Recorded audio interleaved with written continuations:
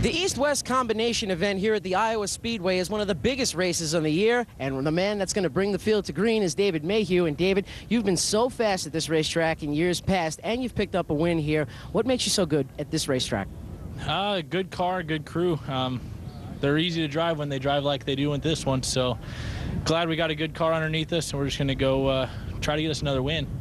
The field is really tight on time. You've got 43 drivers behind you. Can you hold them off? I sure hope so. The weather's really weird here, so we're just hoping the weather plays into how the car needs to be. So it changes about every 15 minutes, it seems like. It goes from hot to windy to cold, and so we'll just hope for the best. And that's David Mayhew. He's going to start on the pole today, but the man that was right behind him, just 0.2 of a second behind him, is this young gentleman, Cole Witt. And Cole Witt is going to start on the outside of row number 1. He's your East Series driver. And Cole, you've raced here in the sprint cars before. Can you learn anything driving those cars here at this racetrack compared to these cars? I mean, just the fact of the layout track, just the way that the track's laid out and the line and everything's pretty similar. It's nice just to know that I have laps here, when I come into this race at the beginning of the day, I just knew that this is a place that I had some laps on, and I know all the other tracks I don't have laps, so figured we'd be pretty good, and, we're sitting pretty decent and got a good starting spot, just chase down the 17. You and David Mayhew are so close on time. How can you beat him into the first turn? I don't know. I'm not really worried about beating him into turn 1. I'm worried about beating him back to the finish line on the, lap 200. So, that's our game plan. That's what we're gonna, we're gonna set up for the long run, and we're gonna go for it and see what we can do. We'll just save our car, make sure our car's good at the end, and not beat ourselves out of this. And it's pretty cool that running with David, we go pretty far back. A guy actually tuned on my go-karts and helped me out when I was just a kid. So he's been a guy that helped me out racing, and it's cool to be able to race with him. So hopefully we can check out and put on a good show. Well, David Mayhew's on the pole, Cole Witt's on the outside pole. They're going to bring the field to green.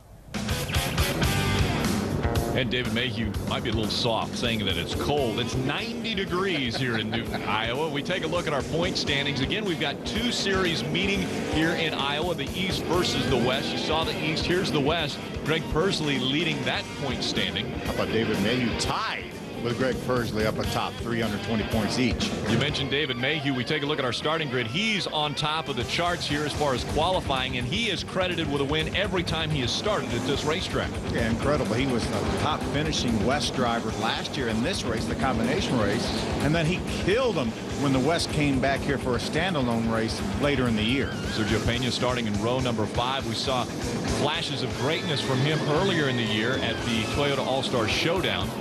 There's Billy Boat's young son, Chad Boat, first ever K&N Pro Series start. McKenna Bale, the female in the field, in row 8.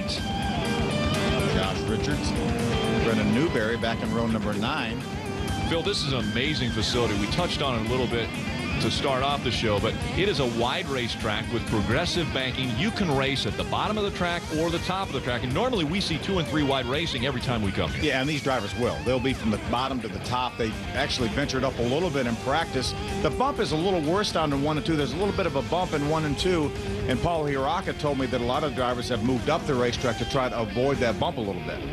Again, a very large field here. We have 44 cars that are going to be starting as we see the last rows in the qualifying effort. Andrew Ranger out of the Canadian Tire Series coming down to run in this race. Ty Dillon starting way back in row number 20. We expect good things out of him today. Yeah, his dad Mike made the trip over from Charlotte, so he is here on the grounds. Pace car makes its way onto pit road. That leaves the field in the hands of David Mayhew. Green flag in the air. We're underway from Iowa. Great start by David Mayhew. Ryan Truex, the 00, jumps into second.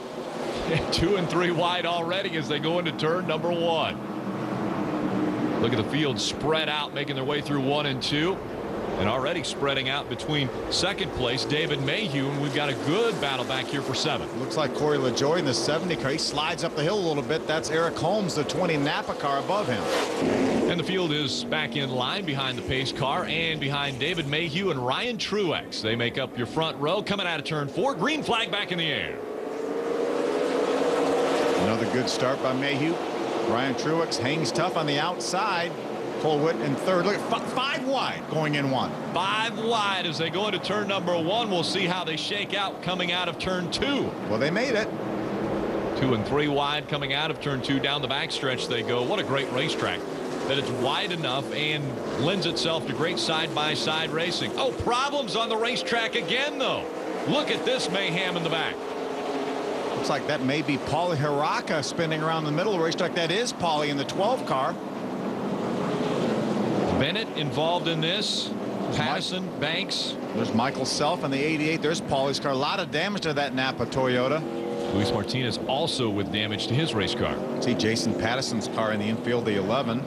He has some damage. Let's see if we can take a look at what caused this. Look, bottom of your screen, that red car, that's the 86 of Brad Bennett, gets turned around. As soon as he slides, everyone trying to find a way around him. Looks like Martinez and Paulie Hiraka got together. Then maybe Jason Patterson came along and ran into that duo as well. Here's some of the vehicles that were involved in this incident making their way to pit road, trying to get everything straightened back out so they can get back out on the racetrack. We'll be right back with more here on Speed. That goes in the air is going to be good as well. Another good start for Mayhew. Truex hangs tough, though. Mayhew's able to get in front of Truex, though, and take the spot. And Truex is able to stay in front of Cole Whitt in that 84. Now to the outside. That's Max Gresham around the outside of Cole Whitt, takes over third, and now going after Truex for second on the outside. Max Gresham hard charging to the outside of Ryan Truex. Can he get the position with the momentum on the high side? It looks like Truex is going to hold him off. Truex cut the corner down just a little bit there. Lost a little bit of his momentum. We'll see if Gresham takes advantage of it. Truex is giving him room on the outside.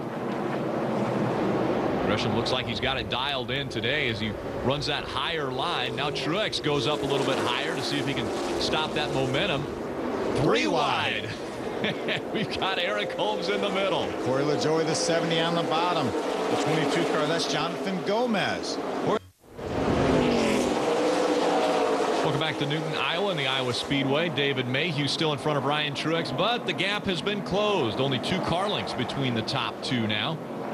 And Truex makes a move on the inside, Rick. We see Truex going to the bottom of the racetrack.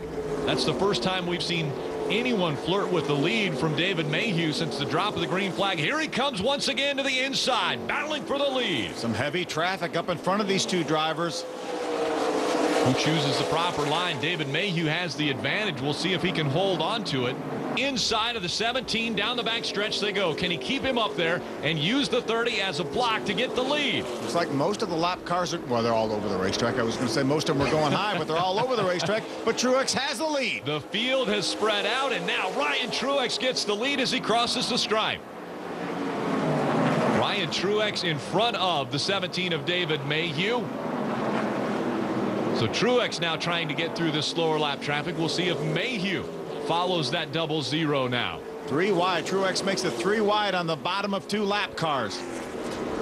Back in front, and now the slower lap traffic has come into play with who will lead this race. Right there, Brett Thompson gets sideways, and it's the 3rd caution of the day.